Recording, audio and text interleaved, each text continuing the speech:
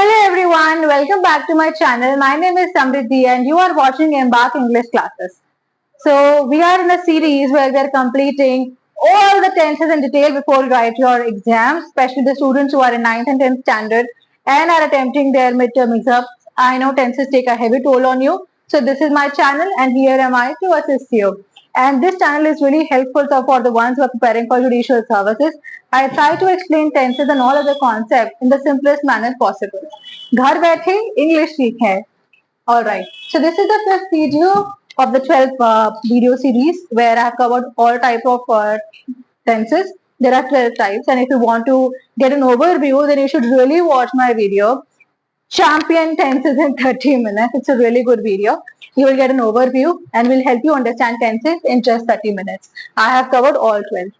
So the reason why I have got you all here is that we are discussing simple past.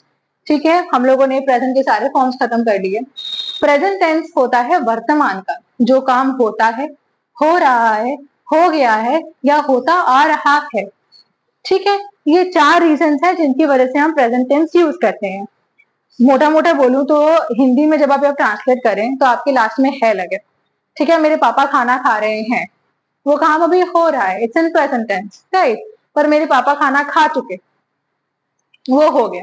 मेरे पापा ने कल पाव भाजी खाई थी, ये पुरानी बात हो गई, पास्ट टेंस की बात हो गई. ठीक है, जनरली जब भी हम झगड़ा करते हैं तो हम पास्ट टेंस की बातें ही उठाते हैं. तो झगड़ा करने के लिए अगर आपको किसी से इंग्लिश में बात करनी है और आपको गड़े मुर्दे उखाड़ने हैं तो सिंपल पास्ट आपको पढ़ना बहुत जरूरी है, राइट. इसका बेस फॉर्म लिख लीजिए please. I hope that you guys are maintaining a good notebook, a cute pencil box.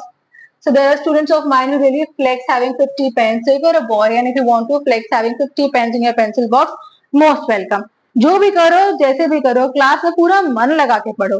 ठीक है, एक अच्छी सी नोटबुक अपने लिए बना ले, फ्रेश नोटबुक. प्लीज किसी पुरानी नोटबुक मत लिखिएगा.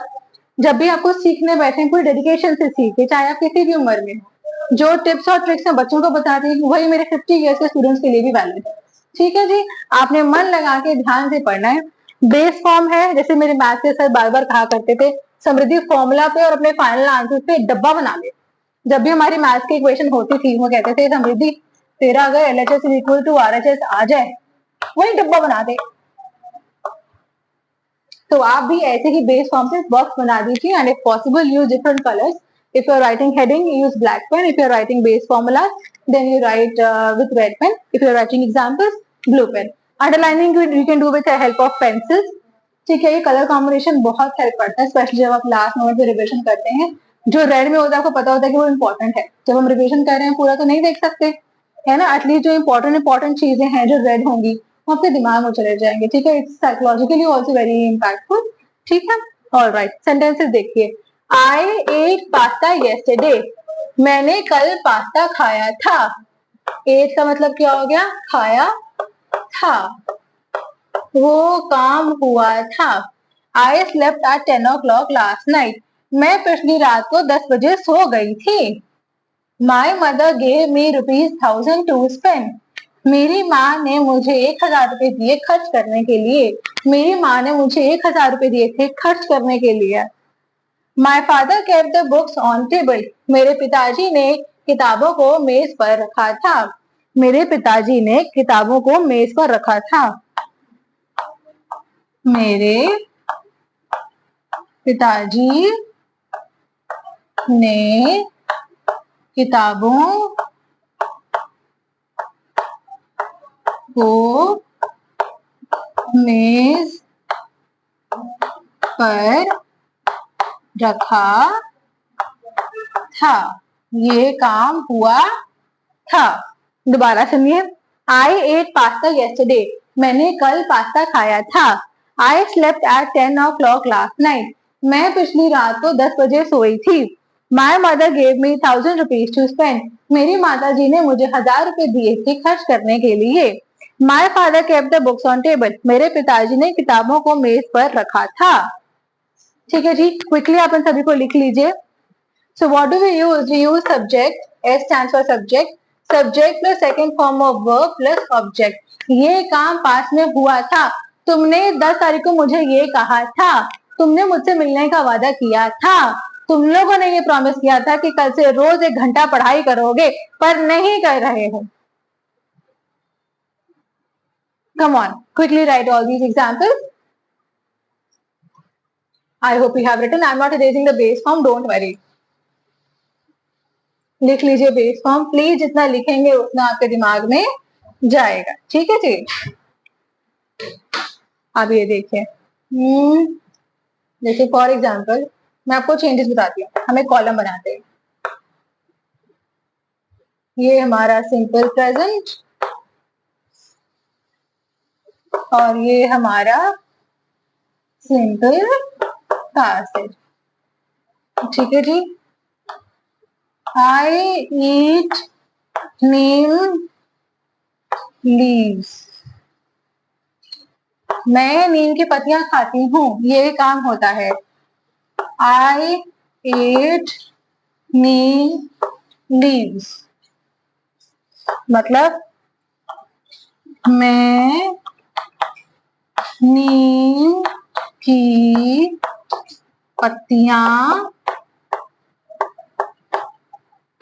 खाती हूँ, मैं नीम की पत्तियां खाती हूँ, ठीक है। मैंने नीम की पत्तियां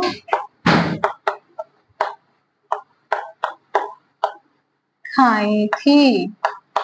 मेरी हिंदी में बहुत अच्छी है, बल्कि थोड़ी बहुत त्रुटि हो जाए तो प्लीज मुझे चैट बॉक्स में बता दीजिएगा या कमेंट बॉक्स में मुझे बता दीजिएगा फर्क कितना आ जाता है। ईट चेंजेस टू एट, जब ईट है तो मैंने नीम की पत्तियां खाती हूँ, सिंपल प्रेजेंट, और मैंने नीम की पत्तियां खाई थी, सिंपल पास्ट। अब शी गोज टू मार्केट, वो मार्केट जाती है, वह बाजार जाती है, ये काम होता है, simple present.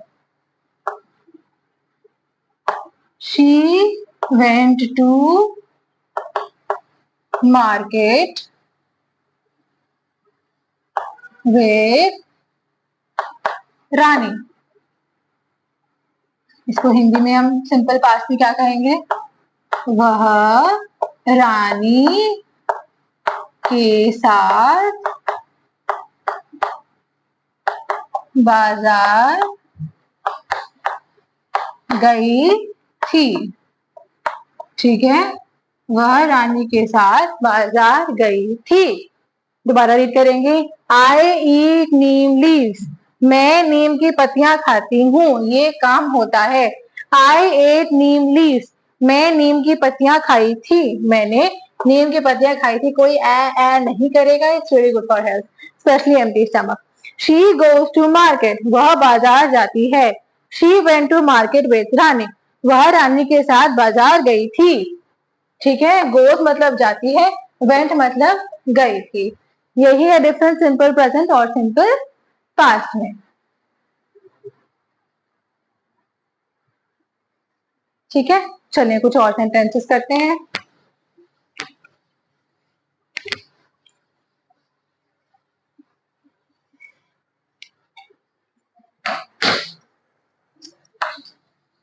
I teach English, ये क्या हो जाएगा, मैं अंग्रेजी पढ़ाती हूँ, ये काम होता है। He works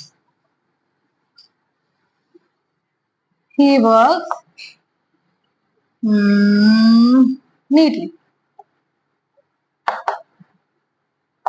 मेरा एक दोस्त है वो बहुत सफाई से लिखता है, तो आई थिंक वर्क्स की जगह राइट्स कर देते हैं। बहुत सफाई से वो लिखता है, मेरे कुछ कुछ